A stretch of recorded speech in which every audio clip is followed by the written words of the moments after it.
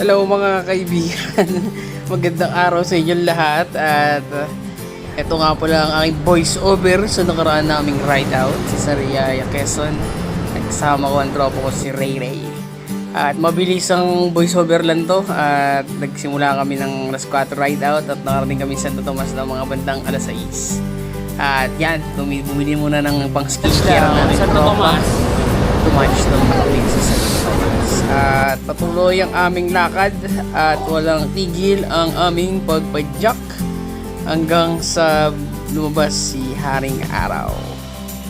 At yan ang bundok ng Banahaw. Kung nakikita nyo man sa likod niyan, doon ang aming paroroonan. Balagbag! Yeah. Kung pare Alex pa rin.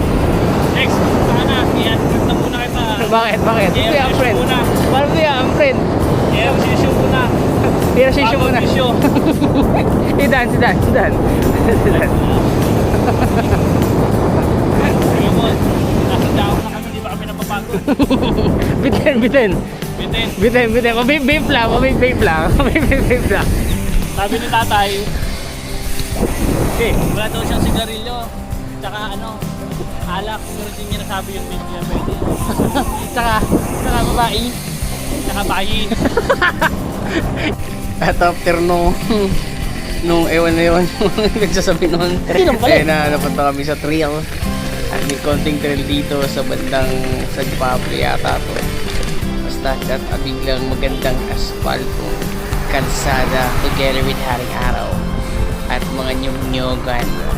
And a couple of minutes or hour, naputrip muna kami bago pumasok ng Arco ng Quezon. And welcome to Quezon Province. At pagpatuloy ang aming pagpadyak dyan at hindi namin expect na banayan dyan hanggang nakarating kami sa Candelaria.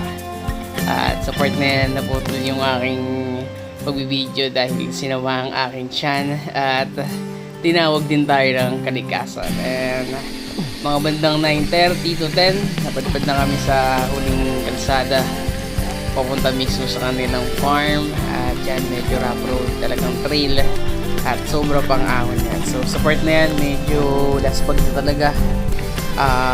Long ride sa bay na dali pa ng banayad na ahon na di ko expect.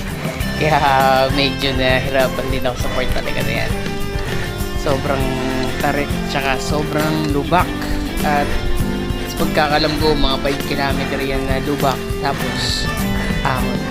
Yan. Tapos mga ilang metro ay nakarating na kami sa kanila. Balagbag food trip.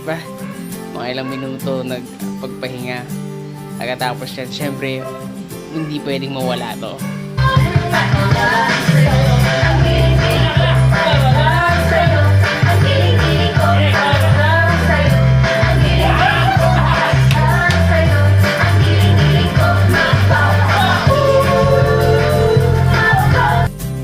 So yun lang guys, maraming salamat hanggang sa muli at marami pa tayong ride outs. Hindi ko alam kung saan, but see you when I see you. Goodbye.